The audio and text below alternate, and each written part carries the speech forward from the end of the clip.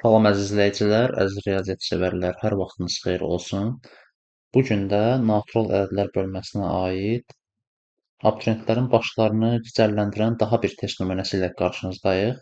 Bu dəfəki test nümunəmiz gördüyümüz kimi natural bölənlərinin sayının tapılmasına aid bir test nümunəsidir. Gəlin misalın izahına keçmədən öncə bir e, mövzu haqqında qısaca olaraq tanış olaq. Ümumiyyətlə biz bilməliyik ki, əgər belə deyək, natural bölünənlərin sayı bizdən soruşulursa və yaxud da ki, bu kimi başqa bir əməliyyatlar, o zaman ədədi sadə qruplara ayırmaq daha məqsədə uyğundur.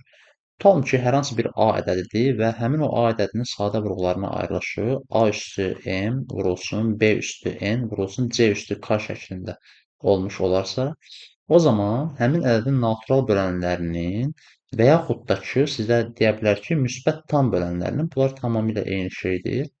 Sayını tapmaq üçün P bərabərdir M plus 1 vurulsun N plus 1 vurulsun K plus 1 düsturundan istifadə olunur. Hansı ki, əgər fərqli, müxtəlif sadə vurğular olmuş olarsa burada bizdə 349 ədədi verilib. Yəni, düşünün ki, bir A verilib, bir də üzərindəki M verilib. O zaman biz nə edəcəyik? P bərabərdir, deməli, 349 olduğu üçün 49 plus 1-i hesablamış olacaq və 50 tapmış olaraq. Deməli, buradan belə nəticəyə gəlmək olar ki, 349 ədədinin 50 dənə natural böləni var. Bugünkü misalımız bu qədər əziz abituriyentlər.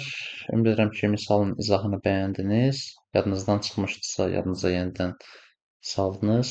Bu tipli misalların izahının gəlməsi üçün zəhmət olmasa kanala abunə olub, videoya rəy yazmağı və videonu bəyənməyi təbii ki, unutmayın. Sağ olun, növbəti videolarda görüşənədək.